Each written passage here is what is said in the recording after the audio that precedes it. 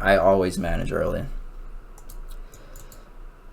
Oh yeah, talking about rolling options. So yeah, basically rolling options is mainly used by option sellers. So let's say you sold a 430 put that expires tomorrow, a 1 DTE. Well, it's gonna be 0 DTE tomorrow on SPY. And so you're basically you're selling the 430 put. You're betting on it staying above 430 in 1 day.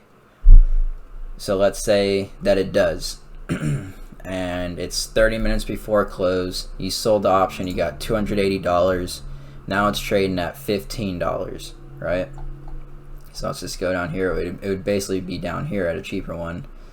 So you basically, I would, like when you roll it, you would buy it back. All rolling is buying an option to close it and then selling a new one. So let's just say I buy back the 408 to close it. I go out another week and then sell another option. All this is just closing one position, opening a new one. And you know, when you sell one a week out or whatever it is, you're going to collect more premium because you're collecting more time value. So that's one reason to roll is when you've already collected enough of the premium and you want to collect more from a further time.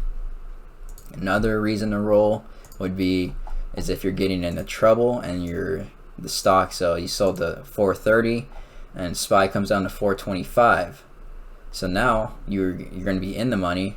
You're going to want to buy to close, you know, your in the money option, go out, you know, a week, and then sometimes you can, so the 435, that's like 5 points in the money right now. It's trading at $5.30 to buy back. That expires tomorrow. If you go out about a week, you can go and sell the 430. So you're actually changing your strike price to a lower price. So instead of agreeing to buy it at 430 or 435, which you were on the 1 week, you close that one and then you sell the 430 put. So now you're agreeing to buy it at a lower price and you're still collecting in premium because there's more time.